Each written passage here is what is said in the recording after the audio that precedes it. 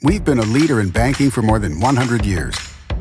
You'll find us here, at home, on your phone, and everywhere you go. Renaissance Bank. Understanding you. Member FDIC. Equal housing lender.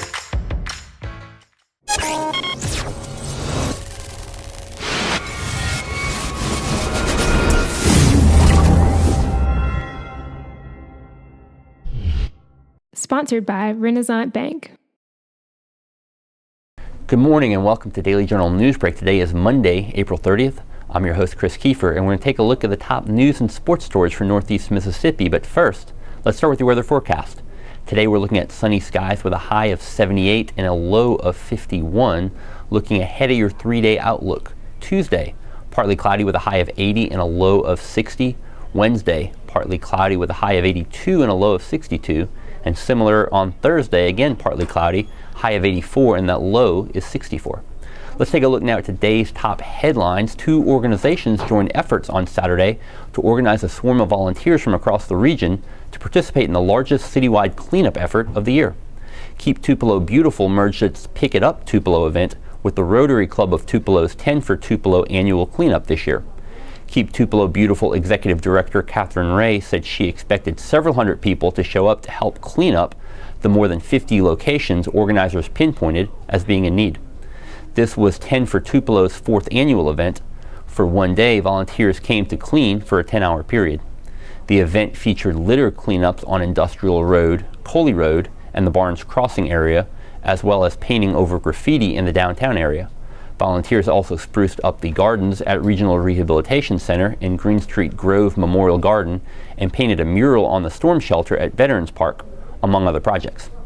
The Tupelo Public School Board announced last week it has approved 3 new nurse positions for the upcoming school year.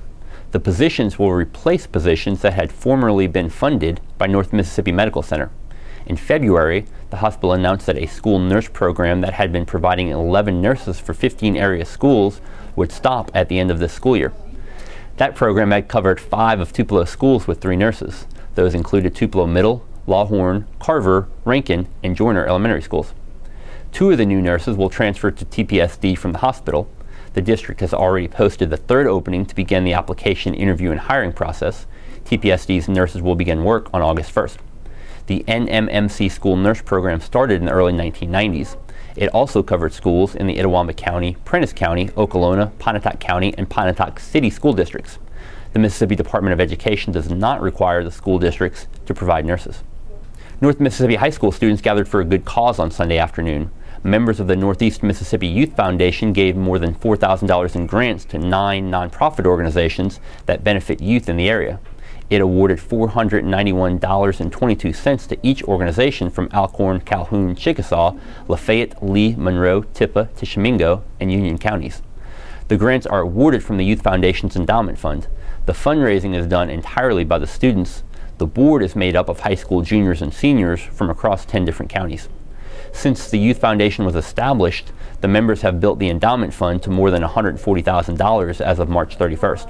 They have given out nearly $45,000 to local communities. Among this year's recipients are Corinth Alcorn County Special Needs Kids, Excel Incorporated, Families First Resource Center, the Lafayette County Literacy Council, Aberdeen Loaves, Fishes, and Food Pantry, among others.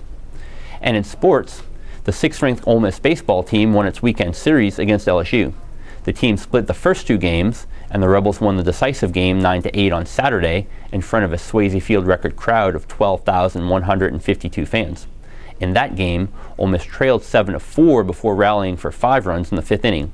The biggest blast was a 3-run home run by Thomas Dillard. It was Ole Miss's 2nd straight series win after dropping back-to-back road series at Mississippi State and Vanderbilt. Ole Miss will host Arkansas Pine Bluff on Wednesday. The Rebels are at South Carolina next weekend. Meanwhile, Mississippi State lost its series against 22nd-ranked Texas A&M. The 2 teams split the first 2 games before the Aggies won 7-4 on Sunday.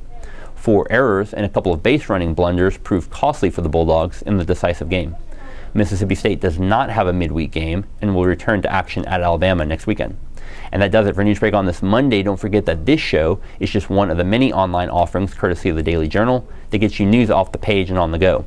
Each story discussed today on Newsbreak can be found in your Daily Journal or online at djournal.com, where you can also find a new episode of Newsbreak each weekday morning. Thanks for joining us. I'm Chris Kiefer. Have a great Monday.